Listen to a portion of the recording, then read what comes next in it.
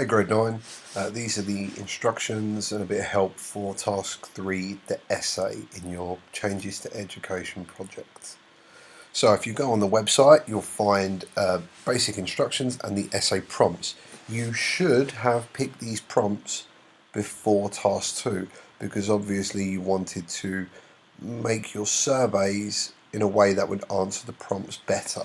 So you should have already picked your prompt.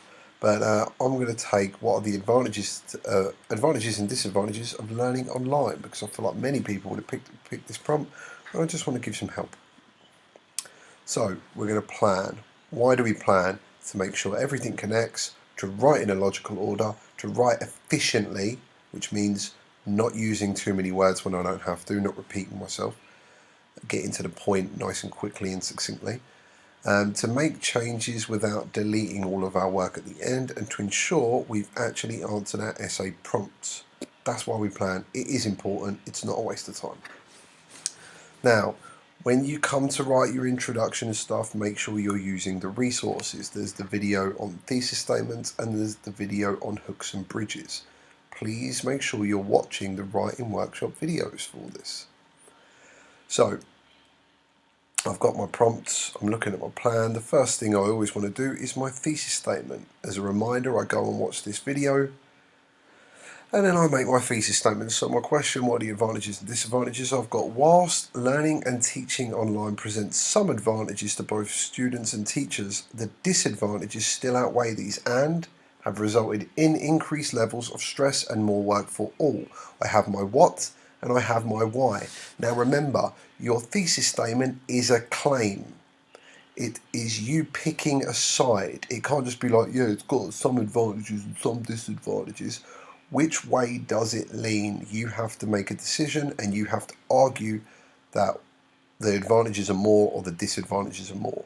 And then pick what are the results in that. Now, this is how I've done mine. The disadvantages are more than the advantages. I don't actually agree with this, but whatever. And they have resulted in increased levels of stress and more work for all. Well, I've got 2 paragraphs there. Increased levels of stress, more work for all. And then I could just outlay the few advantages here. But I need to still be like, despite these advantages, the disadvantages are more. So let's have a look. Now, I've got that. I've got my plan. I've got my thesis statement, which obviously comes at the end of your introduction, the last sentence of your introduction. I've got my topics for 3 body paragraphs. And I'm just going to watch this video so that I know how to analyse data and give context for evidence, like in a way you'd embed it, and do the level 1, 2, 3 system with numbers. All this kind of stuff is answered in this video. And I'll come back and I'll do it. So I've got my advantages. Well, my survey, 75% of teachers say they get more time with their families. I analyse that levels 1, 2 and 3.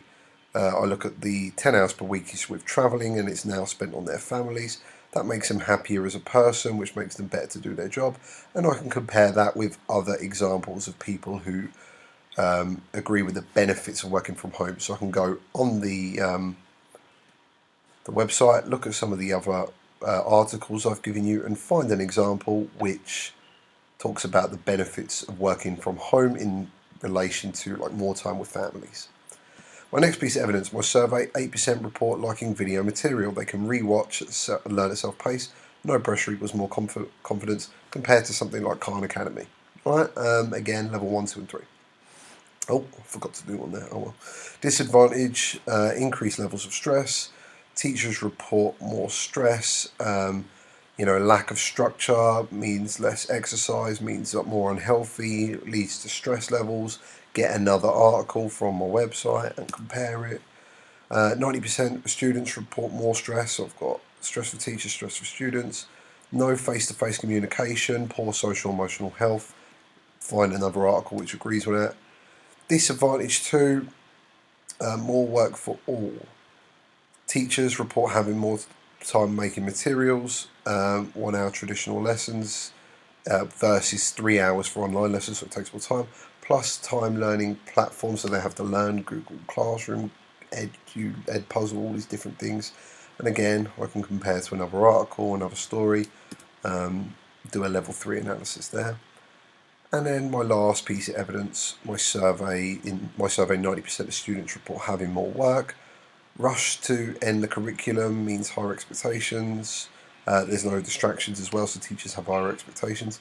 I could just find another article where people have reported more work, where students have reported more work, for instance.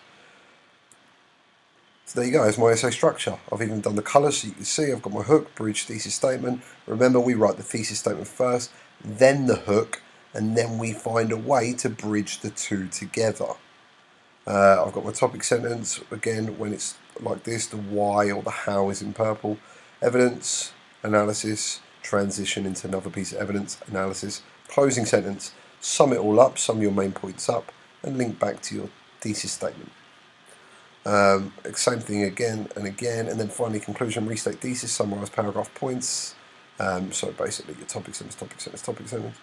And then a takeaway, what has been or can be learned from doing the research that you did, or from writing the essay, or from reading the essay. Now you'd think that's it, but unfortunately it's not. You have to do one more paragraph, a context paragraph. Before we go into your first body, you need to outlay, why are we teaching and learning online? What is the result of the school closures? Why did you do this study? Right? This is a context paragraph. It gives the reader lots of information so that they can easily understand everything next. They need to know we're online because of COVID. We've been online for 3 months. We're teaching online, so teachers are still giving the materials online and how that looks. And that you, as part of your English project, have been asked to find out the advantages and disadvantages. Now, here is an example. In China, specifically the Wuhan district, during the later months of 2019, a virus surfaced in a seafood and poultry market. I've cited my source for that. I've actually embedded that and I've cited it. Make sure you are citing whatever information is not yours. It wasn't until January when the first death was recorded, and since then, over 315,000 people have died from what is now known as COVID-19. Cited that. On March 11, the World Health Organization declared a global pandemic, and not long after, countries began closing non-essential businesses, entertainment, and schools. Egypt was not dissimilar, closing schools officially, on March the 12th. I should have cited all of this. I did get this from a different source. I'm bad. The decision to close schools initially for 2 weeks has extended indefinitely, but students still needed to learn. The American International School in Egypt remained open for learning, but not physically. Instead, they had shifted to online teaching and learning, which students and teachers alike have been working through for 3 months. However, to get a better understanding of the strengths and weaknesses of this model, 15 high school students and 5 high school teachers were surveyed by grade 9 students as part of their final English project. The results have been extremely illuminating, shining a light on a myriad of disadvantages and discovering some advantages to teaching and learning online. There you go, context paragraph. Everyone understands. Everyone's going to understand everything nice and clearly, and you lay that out from them after the introduction but before your first body paragraph. So, checklist. Did you read the instructions carefully? Did you watch all of the videos carefully? Did you check the rubric carefully? Did you ask a question if you were stuck? Did you construct a plan? Did you include an introduction which began with a hook and bridged into your thesis statement? Do your paragraphs give your data as evidence to your points? So they're proving your point, they're proving your claim with your data as evidence. And are they analysed and backed up and compared with secondary sources? Do they have topic sentences, 2 pieces of analysed evidence, and a summarising or closing sentence which links to your thesis statement? Do you have a conclusion where you restate your thesis statement, summarise main points, and have a takeaway? Also, not included here, do you have a context paragraph?